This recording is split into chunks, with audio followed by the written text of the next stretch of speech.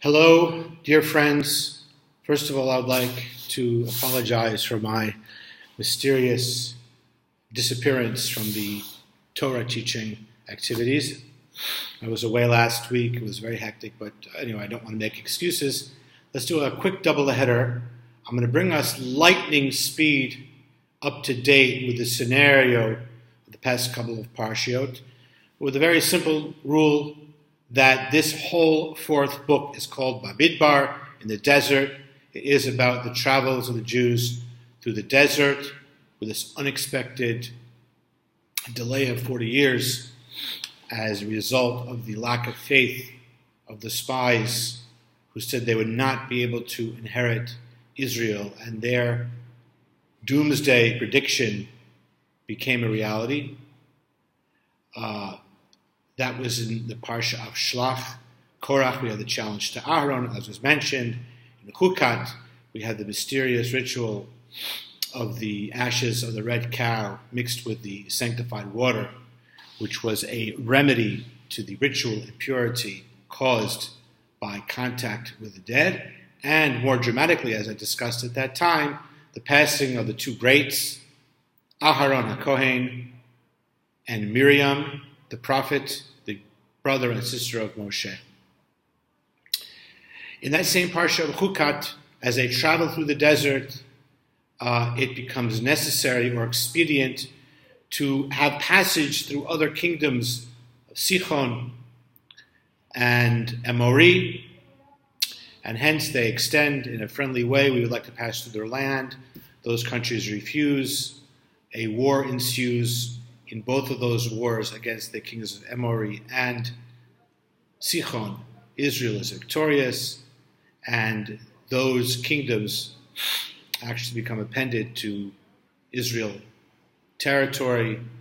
Now that came into last week's parsha of Balak, and as Rashi there explains the connection that when the king of Moab, Balak, saw that the kingdoms of Amori and Sichon were not able to be victorious over Israel, surely they did not stand a chance. And Balak, being more insightful, said that the powerful weapon of the Jews is not their military abilities, but their what is called koach b'peh, power in the mouth, their prayers to the Almighty God, study of Torah, all of which forms a vessel for success in the temporal worldly spheres as well. And so he said, well, we have to fight fire with fire, and hence the non-Jewish prophet Bilam was sought to curse the Jews. He himself implicitly admits that he can only say what God puts in his mouth, but he hoped to find unfavorable aspects of the Jews' spiritual existence, which would be like the weak spots and make them vulnerable to his curses. And we know the result was the most beautiful, sublime blessings in the Torah come out of the mouth of the evil prophet Bilam,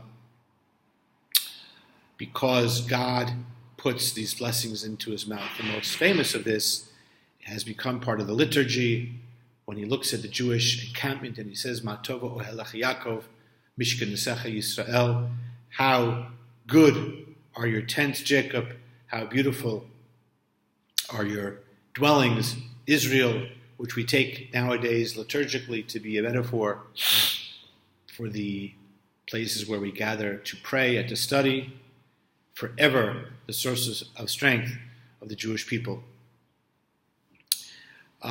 So Bilam did not succeed in cursing the Jewish people as he intended and as his employer or his agent, or I should say client, the king of Moab, had hoped.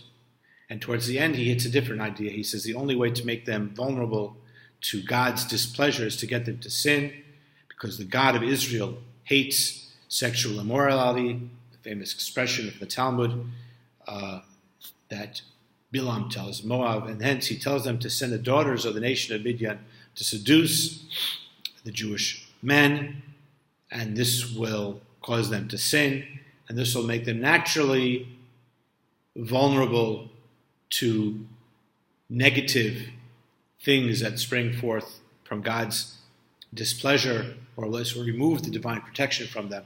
And it also led to idolatry, as the daughters of Midian also connected these sexual activities with worshiping their idols. And indeed, there was a great plague which broke out, only stopped when a certain grandson of Aharon saw the most brazen violation of this, wherein a prince of the tribe of Shimon, in front of all the people, takes a Midianite princess and cohabitates with her practically publicly, at least up until the very last moment. And this is a very egregious violation of the sanctity of the Jewish people. These are not people, as one of my students put it, who lived through 40 years of communism in Czechoslovakia. This was a nation that went out of Egypt, the chosen people, chosen to enter the promised land with according to a godly law, and a sanctified people who had to maintain that sanctity by marrying within the people of Israel. And this brazen act had to be reacted to. Moshe did not know what to do.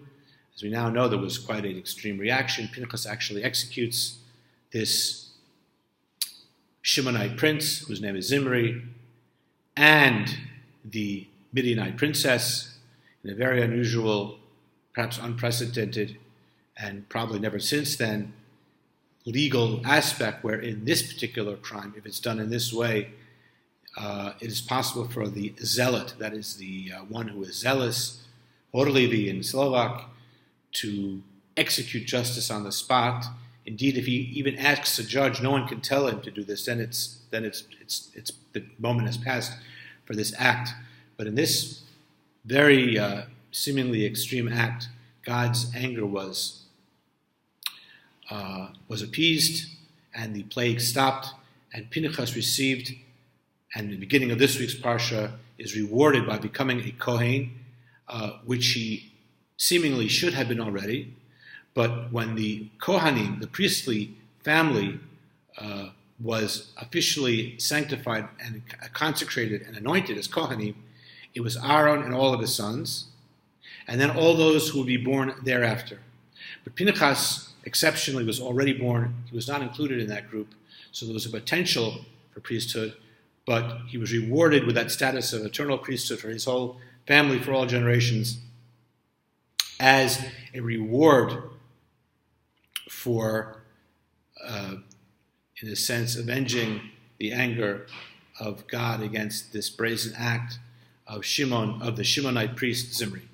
And that is how the parsha of this week starts. So you've now, in 8 minutes, I see, have heard everything that has happened since the parsha of Shlach, Korach, Chukat, and most of this week's parsha as well. And in the next clip, I'll share some inspiring spiritual ideas that spring forth from these very parshiot and their plots.